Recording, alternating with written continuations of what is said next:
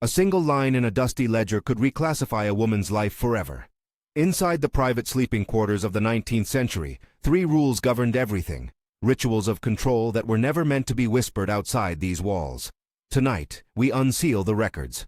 The ledger lay open on a sun-warmed table, its spine softened by years of handling, its ink faded into a brown that read like breath on paper. A scribe's hand hovered with a pen, and on the page a single line could reclassify a life.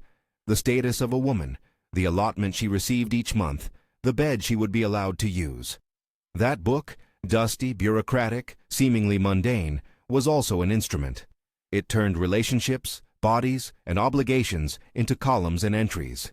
In the household it documented, those entries and a set of ritualized procedures together produced 3 enforceable rules that women in the private sleeping quarters, what contemporary readers might call the dorms, but hereafter named more precisely as the household's women's quarters or private sleeping assignments, could not refuse.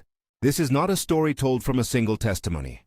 It is reconstructed from ledger lines, marginal notes, depositions paraphrased by inspectors, a minister's recorded language, a hidden scrap of paper, and a small stitched cuff preserved by a conservator. The name that threads through these fragments is Amina, a partial persistent presence that appears in marginalia, in a note folded into a seam, and in an exchange with a man recorded as Daniel. We do not have a continuous biography. What we have are traces. Where the text is fragmentary, I flag reconstruction and uncertainty. The records suggest patterns. They do not and cannot tell every motive.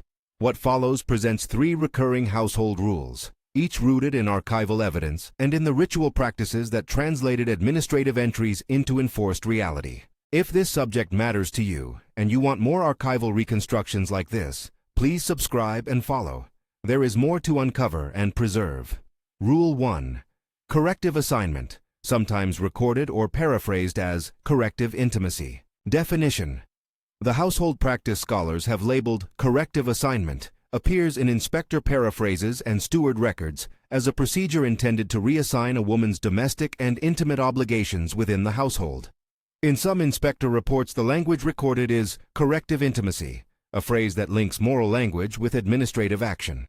This rule operated through a ritual, a public or semi-public ceremony that combined moral pronouncement, an economic token, and an entry in the household ledger. The result was not merely a social rebuke, but a formal reallocation of a woman's domestic role and access to certain private spaces. Archival anchors. The ledger contains entries where a woman's name is crossed and re-entered under a new heading. In at least one case, a margin note references a minister's involvement. An inspector's deposition, paraphrased in an official summary, records a minister's pronouncement, followed by the placement of a coin in the woman's hand, language used to justify the reclassification. A hidden note recovered from the hem of a garment mentions the coin and links Amina to Daniel. Conservators reported this note during examination and recorded its presence in a case file. The steward's book records changes in bed allocations on the same page where one such ministerial action is noted. Taken together, these items form a coherent administrative ritual, ceremony, token, record. Ritual enactment, reconstruction. The account that ties these elements together must be read as a reconstruction. The record suggests that a minister, called to the household, offered words framed in the moral vocabulary of the day as part of a corrective proceeding. A coin, small administrative currency in a token economy, was placed in a woman's hand as both symbol and instrument of binding obligation. Following the ceremony, the scribe entered a line in the ledger reassigning the woman's sleeping place and noting restrictions on visits. This sequence, moral language, token, ledger entry, is what converted an interpersonal contravention into a durable bureaucratic status. Material consequences. The ledger entries that followed such rituals were not symbolic only. In practice, they changed allocations, bed assignments were shifted, visitation privileges were curtailed, and access to certain communal domestic tasks was redirected. In one ledger fragment, a woman's prior allocation of a second blanket and extra clothing is reduced in a subsequent column. A marginal annotation reads, "Access to beds altered." A steward's note records that the woman was to be supervised in the women's quarters at certain hours. These administrative moves affected daily life. Who slept beside whom? Which women could receive visitors? Who could nurse or be recorded as a mother in the household registers? Illustrative micro-narrative. Amina, reconstructed, qualified. The surviving fragments do not supply a full narrative of what Amina experienced. They offer instead arrested moments. One folded note recovered from inside a seam names Amina and Daniel together and references the coin, and an inspector paraphrase records that a minister spoke to the household before a reassignment was made. Reconstructed from these elements, the scene is as follows: an assembly in the parlor, or a private room where a minister's words were audible. Someone, an official or steward, places a coin in Amina's palm. A scribe later inscribes a line reassigning her bed. This reconstruction is offered as a plausible sequence grounded in the surviving records. The exact wording, timing, and location remain indefinito, where the documents are silent. Forms of resistance. Even within this tightly administered procedure, there were quieter forms of refusal. The very existence of the folded note linking Amina and Daniel, hidden within clothing, suggests an intent to preserve a relationship beyond the ledger's reach. Several depositions paraphrased by inspectors note that women continued to exchange messages or to conceal small tokens. When a correction was performed, the ledger recorded the outcome. When a woman secretly stitched a name into a cuff or hid a note in a hem, she created a counter-register that the ledger could not fully erase. Rule 2. Administrative reclassification. Household accounting of personhood. Definition. The second rule concerns the conversion of human relationships into accounting categories. Ledgers reorganized persons into lines and columns. Rations allocated. Clothing items recorded. Children listed as liabilities or credits against household resources. This administrative reclassification made kinship a ledger problem. Parents could be recorded in ways that diminished relational status. Children could be entered as dependent entries, their names truncated or shifted, and entries were sometimes crossed out, moved, or recategorized when the household decided to change someone's status. Archival anchors. Multiple ledger pages show columns for rations and clothing allotments with names adjacent to quantities. In one register, a child's entry appears under a column traditionally reserved for household liabilities rather than kinship listings. Marginalia, brief notes in darker ink, read, "Access to beds altered," or indicate ration reductions. An inspector's marginal summary references a household practice of reassigning children to different columns if their mother's status changed after a corrective proceeding. A petition reproduced in the records, a petition later stamped "refused" by the steward, sought clarification on a child's recorded status. The resulting ledger reply created an entry that later integrators struggled to reconcile, leaving descendants with incomplete records. The conservator Amelia recorded a threadbare family list where names had been partially scrubbed and ink overlaid by later entries. She noted the difficulty of reading erased lines during conservation. Mechanics and consequences. When a ledger line reclassifies a person, the consequences are calculable and immediate. Rations are reduced or increased, clothing allowances assigned or withdrawn, and official recognition for purposes such as claiming kin-based privileges is altered. In practice, a child's entry as a household liability, rather than a dependent, could affect who could claim visitation rights or who could be listed as next of kin in petitions. These records did not merely reflect social standing, they produced it. The ledger's columns were instruments that reallocated resources and, by extension, constrained future testimony about family relationships. Genealogical erasure. One of the lasting harms of administrative reclassification is its effect on descendants.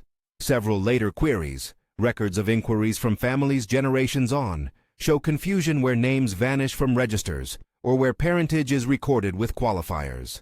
A scholar cited in a subsequent inspector's assessment, Professor Andrews, called attention to the difficulty of reconstructing lineage from these fragmentary columns.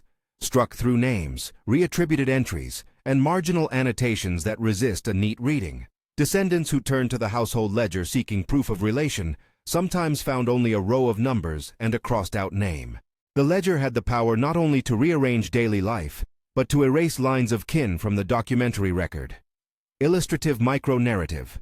A ledger column and a descendant's question. A cropped image reproduced in the archival packet shows a page with a column labeled for rations and a faint note. Access to beds altered, scrawled in the margin. Decades later, a descendant consulting the register found a child's name only to see it overwritten. The household replies to her petition are indefinito in the surviving record. This genealogical lacuna is not merely administrative confusion. It shapes how families remember and claim each other across generations. Rule 3. Surveillance and limits on movement and communication. Definition. The third rule centers on the household's capacity to surveil, censor, and control mobility and correspondence. Letters were inspected and sometimes censored. Petitions were stamped, refused. Transfers were ordered and executed by the steward or overseer. The household's paperwork documented and enforced restrictions on movement and communication, converting refusals and denials into recorded proof that could be deployed to justify further punishment or to preempt claims. Archival anchors. The archive contains examples of letters annotated by a scribe with phrases indicating partial censorship. One letter bears a faint marginal stamp that reads, "Refused," adjacent to a formal petition. There are transfer orders written in hurried ink on separate sheets. In one instance, a transfer linked to Daniel appears in ink that does not match the original scribe, suggesting a later, ad hoc correction or a hurried directive by an overseer. Inspector Lewis's report paraphrases instances in which petitions to allow a woman to receive visitors were denied and recorded as such by the steward. The denial created a formal barrier that could be cited against subsequent requests. Overseer logs list discipline entries tied to unauthorized departures from the women's quarters. Taken together, these items present a documentation trail of limitation: written refusals, offhand transfer scribbles, and stamped denials. Operations and everyday enforcement. The practical effect of this surveillance was to make movement and voice contingent on authorization. A censored letter could sever lines of support. A refused petition could terminate a negotiation for visitation. A transfer order could relocate an individual away from a supportive neighbor. The ledger and associated notations made these refusals durable. They were evidence of denial, not merely of exercise of power. The household could produce a stamped "refused" as a defensive argument against claims of mistreatment. This administrative recording shielded the household's actions from unmediated scrutiny and compressed private experience into defensible entries. Illustrative micronarrative. Daniel's transfer. Documented. The records contain a transfer order associated with Daniel, written in an ink distinct from the primary ledger hand. The order reallocates him to another work detail and, by implication, decreases his regular presence in the household spaces where Amina's hidden note suggests they once had contact. The transfer's hurried script suggests administrative expedience. An inspector paraphrase later notes that contact between the two was curtailed after an internal proceeding. While the records do not detail Daniel's motivations, they do record the household's response: movement controlled, access constrained, lines of communication interrupted. Resistance and material witnesses. If the household's bureaucratic machinery sought to make behavior legible and immovable, the women who lived there left behind quieter, material counter-archives. The stitched cuff sits at the center of this counter-history. Conservator Amelia described the cuff in her notes as an object where the thread preserves a name that ink had been used to erase. Where a scribe tried to scrub a name from a register, a seamstress or a sister stitched it back into cloth. The cuff bears a name worked in small, steady stitches. The conservator recorded the textile's construction and the intentional placement of the embroidery where it would remain near the wrist. That small act, stitching identity into fabric, resisted the ledger's attempt to make people merely lines of numbers. Hidden notes are another form of resistance. A small paper scrap folded into the hem of a dress was catalogued by a conservator and linked to Amina by handwriting and reference.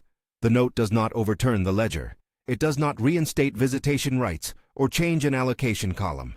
It does, however, testify to refusal and memory. Marginalia penned in the voice of a neighbor or petitioner, fragments of petitions annotated with emotion, survive alongside formal refused stamps. These traces show that ordinary practices of care and concealment continued within and around the women's quarters. Food slipped under doors, garments altered to protect messages, secret teachings passed on in whispered lessons. Everyday tactics were small and practical. When a bed assignment changed, neighbors swapped blankets or divided rations discreetly so that a mother's child would not go cold. When a letter was censored, women found ways to pass words orally. These acts rarely appear in a ledger, but when conservators and archivists look at seams, pockets, and thread, an alternate record emerges: the material resilience of those whose names are otherwise reduced to columns. Climax and implications, the ledger's long shadow. Taken together, the three rules: corrective assignment, administrative reclassification, and surveillance of movement and communication, reveal how the household made private life legible and governable. Rituals framed in moral language gave bureaucratic actions a patina of legitimacy. The token economy and the scribe's hand translated those rituals into entries that would stand long after bodies changed. The ledger thus became an instrument of structural harm. It did not only describe, it prescribed, enforced, and endured. One of the deepest consequences is genealogical erasure. When names are crossed out, overwritten, or relocated into liability columns, the capacity of descendants to trace lineage is compromised. Professor Andrews' observations, cited in the inspector's material, underscore how the historian's job becomes a puzzle when a register has been reworked to hide or to reassign persons. Future claims to family, to inheritance, or simply to recognized kinship are made harder by a set of columns and marginalia that do not map cleanly onto living memory. Another implication is institutional memory. A household's ledger creates a narrative not of lived relationships, but of administrable ones. Over time, this framed narrative becomes the source historians must interrogate. The historian's duty here is twofold. First, to recover what can be read with confidence, entries, stamps, conservation reports, and to anchor claims in specific documents. Second, to signal where reconstruction is necessary, and to refuse definitive assertions where the records are silent. Many procedural details are indefinido. The exact wording of a minister's speech, the precise moment a petition was refused, the private exchanges that preceded a corrective assignment. These gaps do not erase the patterns the records reveal. They require humility in interpretation. A final implication is moral and material. The archives preserve both the violence of administration and the endurance of those who resisted. The stitched cuff and hidden note are not merely objects for scholarly interest, they are testimonies to survival. They demand a conservator's hand and an archivist's care so that they might speak to future generations. Closing. What the ledger asks of us. The ledger closes and sits, its pages slightly cupped where moisture once warped them. The cuff rests beside it, a small oval of cloth with a name threaded back into being. These objects together ask for careful attention. Preserving them requires funding, trained conservation, and a commitment to maintain transparency about uncertainty, admitting what the records show, what they suggest, and what remains indefinido. If you have followed this reconstruction, and it has moved you, there are practical acts that matter. Support your local archives and conservation efforts. Share these findings with communities and descendants seeking to understand their past. Reflect in the comments on what surprised you or what you would like to learn more about. Archival work is both technical and ethical. It requires resources to stabilize a cuff, to digitize fragile pages, and to contextualize entries so that descendants and researchers can access them. This account has tried to keep to what the documents themselves record, while signaling where narrative fills must be cautious. The 3 rules documented here are not universal laws, but recurring practices visible across the surviving register pages, depositions, and material traces. They show how a household's ledger and ritual could remake intimacy, recode personhood, and silence movement, while also leaving behind small, stubborn traces of the people who continued to claim themselves in thread and ink. The book is closed. The cuff is folded beside it. The names remain, some written in the ledger's hand, some stitched quietly into cloth. If you can, support archival preservation in your area. These objects, and the stories they hold, depend on it. Share this video with someone who cares about history's traces, and leave a note about what surprised you most. If you want more reconstructions like this, subscribe and follow. We will continue to look at ledgers, letters, and seams for the histories that otherwise risk being reduced to columns.